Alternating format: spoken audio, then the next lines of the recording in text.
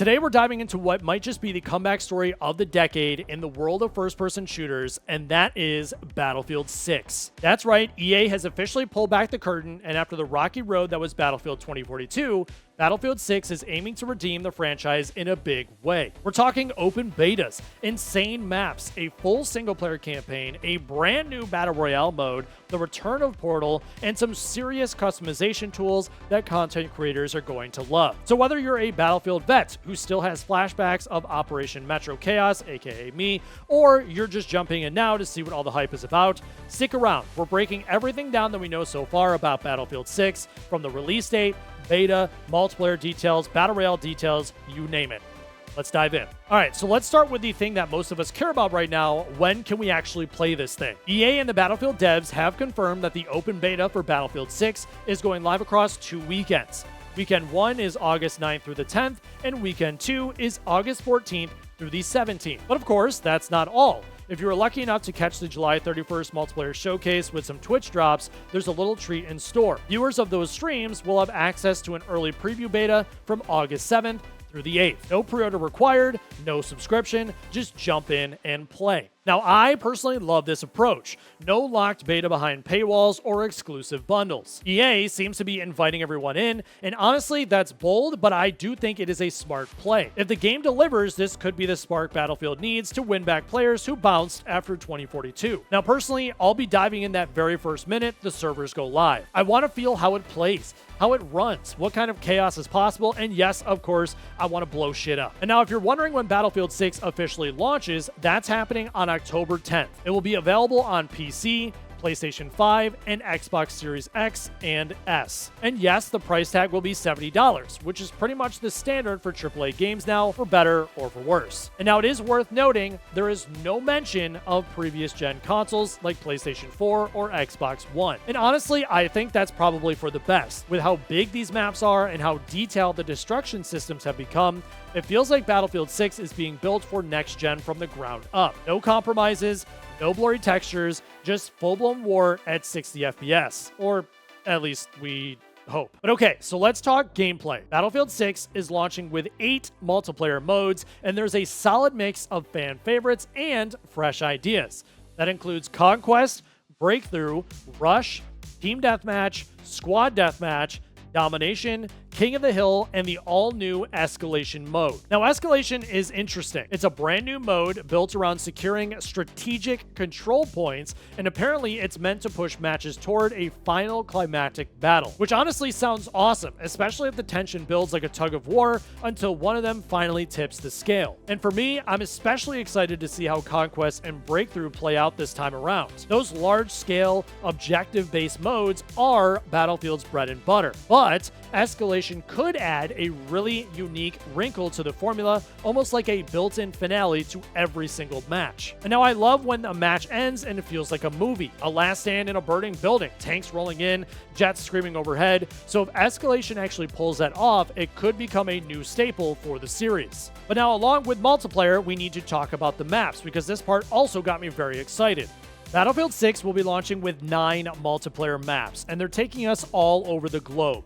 They are New Sobek City, Empire State, Liberation Peak, Manhattan Bridge, Iberian Offensive, Myrick Valley, Siege of Cairo, Saints Quarter, and last but not least, from Battlefield 3, Operation Firestorm, which I am so excited about. And this is the diversity that I've been craving for with Battlefield. One second, you're fighting in the streets of New York, and then the next, you're in the blazing desert near Giza. These maps are designed for combined arms warfare, which means we're talking infantry, tanks, helicopters, jets, the full chaos Battlefield is known for. And yes, Levolution is back.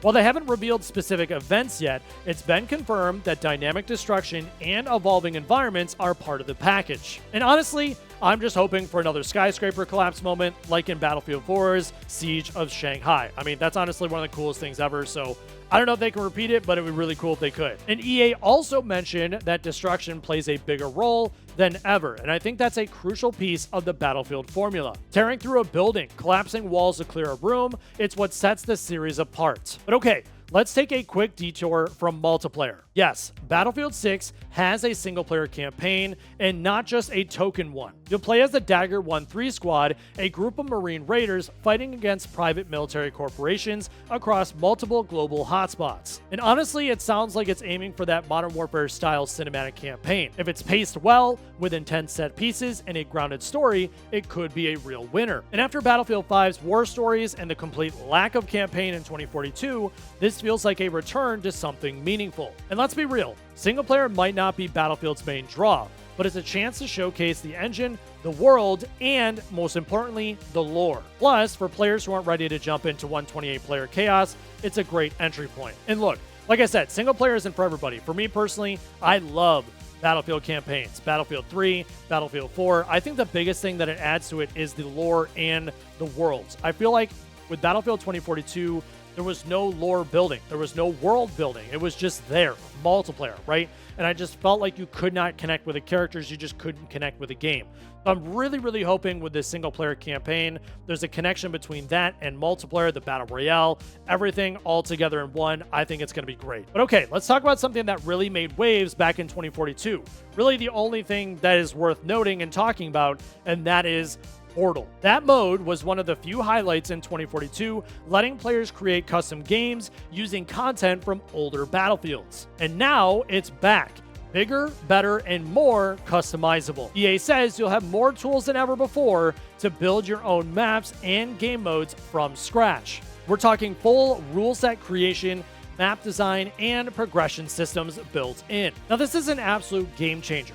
Imagine recreating Battlefield Bad Company's 2 Rush mode, or even making your own zombie survival mode. And the best part, everything you build earns XP and progression. It's fully tied to your main account. But of course, that does raise a flag. Let's be honest, the moment that you allow XP to be earned in custom modes, people are going to build XP farms and cheese their way through the ranks. It happened in 2042. It happened, look back at Call of Duty Modern Warfare 2 with freaking cage matches and headshots. So I wouldn't be surprised to see it again here. So hopefully there's moderation or reporting tools in place, because Portal could be an amazing tool for creators, or it could get drowned out in nonsense if left unchecked. But still, I love the ambition. It feels like Battlefield finally wants to hand the keys over to the community and say, hey, you build whatever the hell you want to build. And now this was probably the biggest surprise of the reveal.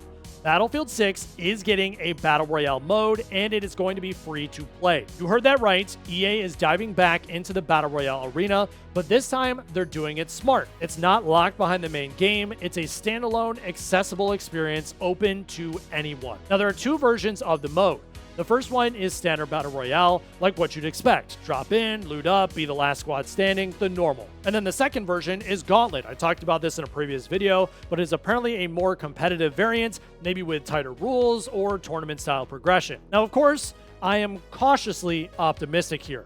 We all remember Firestorm from Battlefield 5. It launched late, was locked behind a paywall, and never really found an audience. But this time, they're launching it alongside the main game. It's going to be free, and it's going into public testing through Battlefield Labs very soon. If they can nail movement, balance the weapons, and keep performance tight, this could finally be Battlefield's moment in the Battle Royale spotlight. And honestly, between Warzone, Apex, Fortnite, and all the other ones that I didn't name, the space is crowded. But Battlefield has something none of the other games do, that's fully destructible, massive scale war zones. Imagine a final circle collapsing near a destroyed Brooklyn building with jets flying overhead and tanks rolling through rubble. That's the kind of chaos that only Battlefield can do. Now, before we wrap up, let's touch on the Phantom Edition and live service plans. EA has confirmed that Battlefield 6 will feature seasonal content drops with new maps, modes, and events being added regularly. Now, this seems to be their model going forward. Keep the game fresh, update Portal with new tools, and evolve the Battle Royale mode alongside the base multiplayer. And yes, there is a Phantom Edition of the game with exclusive cosmetics and early unlocks. Now, there is nothing too wild there, just the usual deluxe bonus like XP boosters, operator skins, and unique weapon charms. And honestly, it's just cosmetic fluff. If you're hyped, go for it, but it is not necessary to enjoy the full Battlefield experience. And what matters more is whether EA supports this game long term. Not with just balance patches, but with actual content. New maps that don't feel copy-pasted.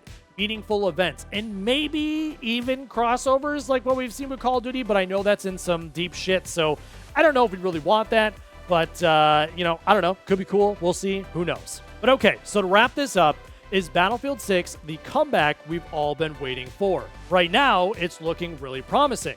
EA's made some smart decisions. Open beta, free Battle Royale, deeper portal customization, and a solid mix of multiplayer and single-player content. But let's be real here. We have been burned before. Look at what happened with 2042. But the proof will be in how the game feels to play. That first beta weekend, that's going to set the tone. And now, personally, on my side, I'm hopeful. This could be the Battlefield we've all been waiting for, the one that brings back the magic of chaos, teamwork, and unforgettable moments. And I will be there on day one. So my question to you is, are you excited about Battlefield 6? Will you be getting the game when it comes out? Will you be waiting to see all the reviews, waiting to see what people say? Are you going to be playing the beta? Let me know all of this in the comments down below. And if you guys did enjoy this video, make sure to leave a thumbs up, hit that subscribe button if you're new, as I will continue to be bringing more gaming news videos just like this one. Until next time.